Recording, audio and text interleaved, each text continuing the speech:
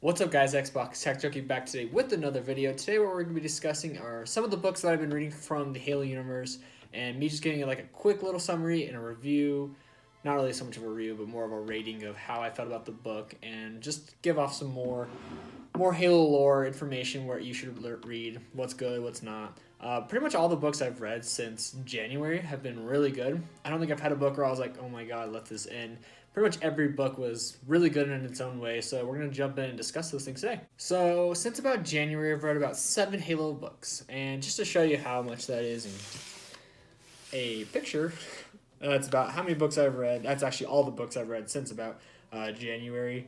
I'm a pretty fast reader, so they were pretty easy to get through. I mean, some of them were a little longer than the others, depending on what I was doing that week. But yeah, so those are the books. We're just going to start off from the very first of the list, pretty much from where I started off with. And it also kind of follows with lore a little bit. Let's just throw those over there. So to begin this long video, we're going to start with Halo Silent Storm. Now, basically, this book takes place in 25-26. It's around the Master Chief and Blue Team. Basically, in this book, they're just trying to prove themselves as valuable soldiers, and they're trying to prove that they can exceed all expectations on any assignment given to them. You know, it's really hard for many people to just let these guys in. You know, we think, oh, it's the Spartans. Come on, they're the best of the best. Well, you know, during the time of the beginning of the war, when the Spartans just start popping out of nowhere, everyone who's in the military is thinking why should we trust them? We don't even know who they are. We don't know where they came from. Why are they basically trying to be better than us when I've been in the military for 10, 15, 20 years, blah, blah, blah, blah. And another problem is like what I said, was their background story. Now, no one seems to know where they came from, and a lot of people have heard rumors that they're just a bunch of little kids in armor. Or not really little kids in armor, but little kids who have been experimented on and given augmentation. And, you know, those rumors are right, but, of course, they don't know that. And so the book is just them really just trying to prove themselves why they should be considered valuable, why they should be used to help win this war, they're not here just to make everyone look bad, but why they're here to help humanity. There's a lot more going on in this book. There's an overall story that I thoroughly enjoyed. Troy Dennings actually wrote Halo Last Light and Halo Retribution, 2 other good books. I thoroughly enjoyed the way Troy Dennings portrays Spartans in his books, especially with people who are in command, how they just voice themselves and everything, on how they talk to their companions. It's really good of how he does it. So this book got a solid 9 out of 10 for me. The only reason it didn't get a 10 out of 10 was, well, you know, I couldn't really tell you why, because I like this book a lot. One thing I do love a lot about it is the design of the cover. You know, covers really just show off what this book is going to be about. And for me at first, this book was a little weird, especially looking at Chief's armor, because we all know Chief went from Mark IV, Mark V, Mark VI, Mark VI Gen 2. So we're all looking at this cover like, well, what is he wearing? Does this take place in Halo Infinite in a way? It's basically just a prototype type armor. Now, we've kind of learned from 343 nowadays that Blue Team and all the other Spartan 2's gone through many different variants of Milner armor. Some that's prototypes, some that may have stayed in. It just depends on their current mission as well. So that's pretty much what this guy is. I can't remember the exact name, though. I feel like it was something Cobalt. It's a really weird name. They kind of talked about it in Halo Collateral Damage, if that's the same armor set. It looks the same, but I don't know for sure. But yeah, that's Halo Silent Storm. The next book I'm going to be looking at is called Halo Battleborn. Now, Halo Battleborn is a young adult's novel. So basically, from one of my last videos, I did talk about how this novel is for kids in middle school, going into high school, or even 6th grade, 7th grade, etc., wherever middle school really is for your school. It's different for all places. But basically that's what this book is. It's a really good book. I've read it. Many other Halo fans that I've known read it. It's not just for kids. It's just an easier one for them. It's a fairly easy read. I enjoyed every piece of it. It did only get an 8 out of 10 from me, only because since it is a young adult's novel, it does have the well, that's convenient. That's also convenient. I don't know I don't think that's how that works, but okay. So there's a lot of things that are just too convenient for the characters, but again, it's for young adults, so I'm not expecting some crazy climactic book that just has so many crazy things that people have to figure out, and it takes a lot of thinking and a lot of struggles to get to it, but more of here's the problem, here's the solution, keep going. That's only the reason I think I gave this book such a low score. But besides that, it's a really good story. It takes place around 4 teens who are trying to survive alongside a injured Spartan who's also known as Spartan B096. And if you haven't read this book, you probably don't know much about him. But if you know anything about Halo Outpost Discovery, he's one of the few Spartans who's going to be basically there for us to meet and talk with. So if you want to know more about him before you go to Halo Outpost Discovery, if you're going, definitely give this book a read. He's a really cool Spartan. I really like him. But the book is about them trying to survive the invasion of Meridian, which was the planet that we explored in Halo 5. So, again, really good book. Thoroughly enjoyed it. They're already announcing a sequel soon. If you actually go on Amazon, it's already up there. It's called Halo Meridian Divide. Doesn't spoil anything. We already know it's on Meridian. So, definitely give this a read, especially if you're a younger Halo fan that wants to be more part of the Halo universe. Just to take a quick break from the book, we did get announcements that Halo Reach is being added to Halo the Master Chief Collection. Not only that, but Halo MCC itself is coming to PC. So if you're a PC player, welcome to the Halo world. This is how we drink our coffee. Get yourself a Noble Team cup. If you don't have one, don't play Reach. Don't argue with me. It's some horrible coffee. The next book I read was called Halo Hunters in the Dark. Now, if you know anything about me, I'm going to push that out of the way because I know you can see it. Halo Hunters in the Dark, before one of the other books I'm about to review in a bit, was my favorite Halo book. Now, me personally, my favorite part about the Halo universe is the Halo Array themselves. And this book takes place with many characters from both humans and elites. Olympia Vale's in it, a guy named Luther Mann, who is kind of like the Halo nerd of the actual Halo universe. He knows everything about, not really just Halo nerd, I guess. He's more of a Forerunner expert. I don't know what I was about to say, expert. And basically, while he's researching Zeta Halo, he comes across a countdown, basically. And the countdown is, well, obviously, it's counting down until the ring will be activated. Now, this is confusing in both parts because the last time humans had anything to do with Halo rings or the Ark was back in 2552 at the very end of Halo 3 when we activated Installation 04B or Installation 08. Don't tell Grim I said that. He might hunt me down and kill me. But basically, the book follows how the Ark is activating all 7 Halo rings, and no one knows why. So the Arbiter sends 2 elites and actually a whole ship full of elites over to Earth so that the humans and the elites can group up, go to the Ark, and figure out why are the rings activating, what's going on in the Ark. We haven't been there since 2552, so I don't understand what's going on. Now, this book is really good, especially if you thoroughly enjoyed the Halo Array. It gives you off a little more information about them, especially the Ark. You also get to meet one character we don't really ever hear about, but I think if you really love anything about any of the installations the Forerunners made, you'll really love this book. I gave this book a 9 out of 10. The only reason I gave it a 9 out of 10 was because the ending for me personally felt really abrupt. I swear I had like 20 pages left, and I was like, man, this thing's got to wrap up soon. It's going to end soon, or are they going to announce a sequel? But then, the end came, and I was like, oh, wait, that was it? It's kind of just a really quick ending. That was my only real complaint with it. But besides that, I really loved this book.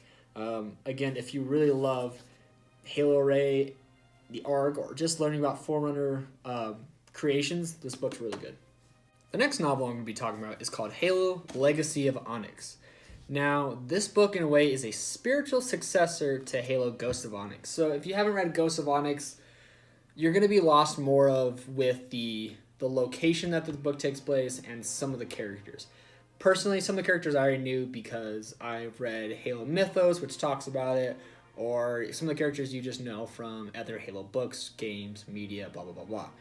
This book takes place around a girl named Molly Platil, and when she was about 7 years old, her family her whole entire planet was invaded by the Covenant in 49.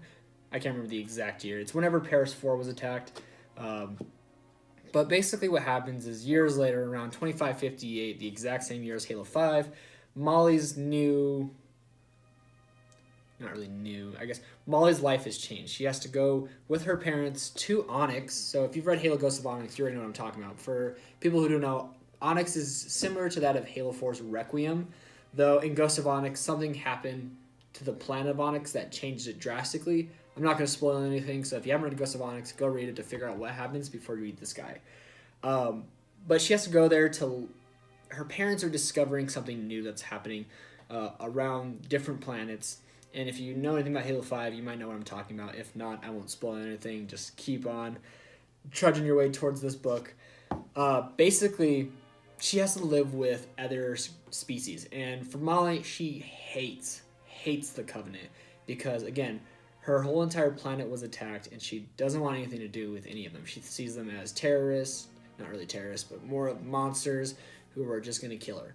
And she has to find a way to accept that what has happened and move on and be able to befriend. Because when you're living on a planet full of different species, there's nothing you can really do, especially if they go to the same school as you.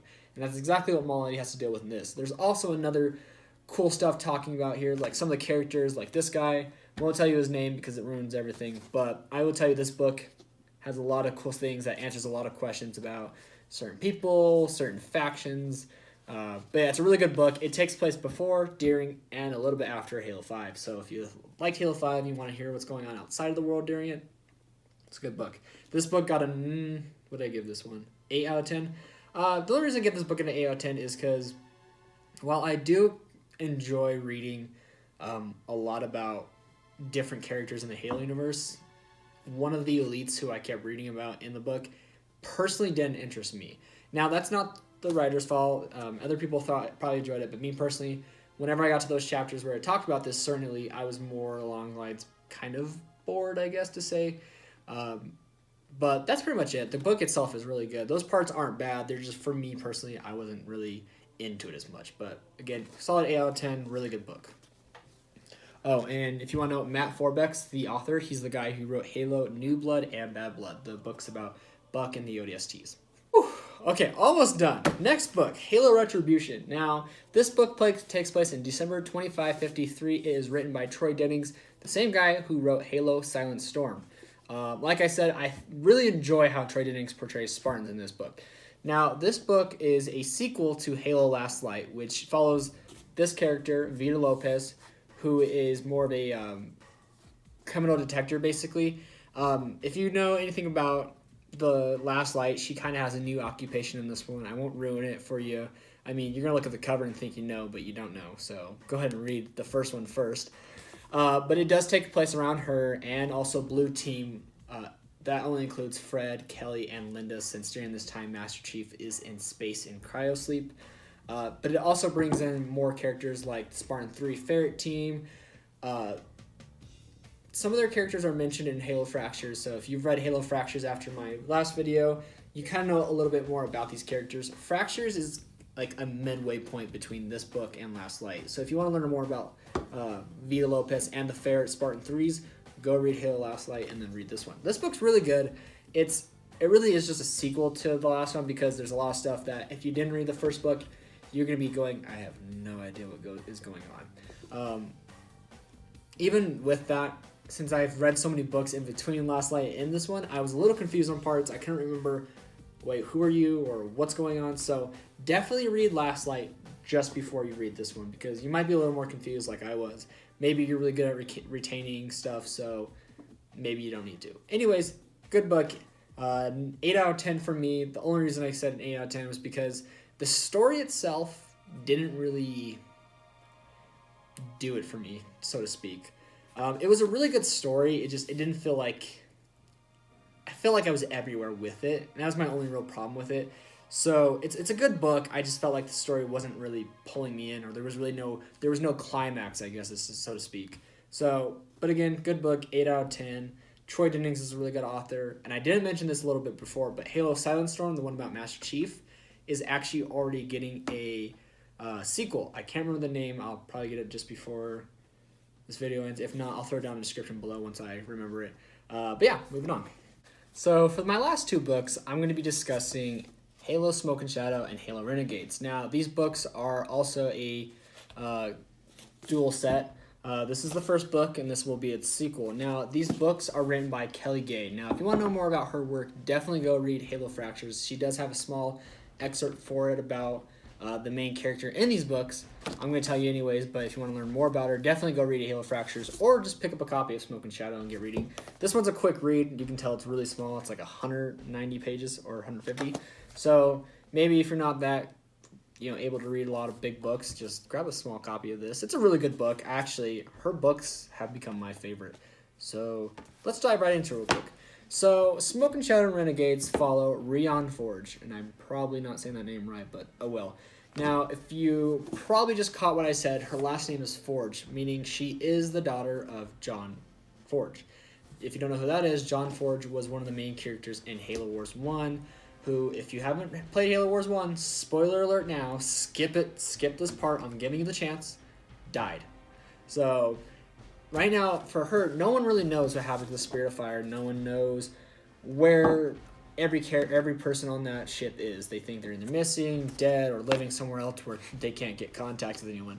Now, these books follow Rion Forge about 20 years later. I can't remember her exact age. It is about 20 years after the events of Halo Wars. Halo Wars takes place in 2531. This takes place in 2557, so about 26 years, if I did my math right. Now, basically what it's about is she's become a salvager, or that's the professional term. The other term would be basically a pirate. She's become a space pirate. Yes, they exist. They're pretty cool. In these books, Rion is trying to find as much evidence. She's trying to figure out what happened to her dad and the Spirit of Fire. She's made it her personal mission to find them. Now, obviously, it doesn't just start off like that. She definitely does have mementos and many videos of her dad, but she's trying to figure out where he went. And so when she comes across something that allows her to get more hard evidence to her father's whereabouts, that kind of starts off her mission. The second book is a sequel to that and continues that same story, though there is a very, very surprising character in the book. So if you really want to know who that surprising character is, or I guess I said he, but I won't tell you who it is. His story is very different from what we've seen in the Halo games and Halo books. So definitely give these two a read. I thoroughly enjoyed it. Halo Smoke and Shadow got a 9 out of 10. The reason it got a 9 out of 10 for me is just because it was so short, I wanted more. It's really tiny at the end of it. I was like, I need more. Luckily enough, Halo Renegades had just come out. Speaking of which, I actually bought this book last. I bought this book first, not knowing it was a sequel, so when I watched a video by Halo Cannon doing a spoiler-free review, he's like, yep, it's a sequel to Smoke and Shadow, and I was like, crap. So I bought this first and this. I'm really glad I did that. It's a really good book, so please read them. 9 out of 10, and this one is the 10 out of 10 on my list. This book is absolutely amazing. It's phenomenal. They talk about so much. Forerunners, not Jul Mandama, but Geklar, if you remember who Geklar is. He's the weird elite with the scar on his face in Halo 4 Spartan Ops. There's just so much answer, too, about many things that we're still questioning in the Halo universe. So definitely give this a read. And good job to Kelly Gay. This is an amazing book. Like, I couldn't put it down. Now, before I end this video, I do have to tell everyone this.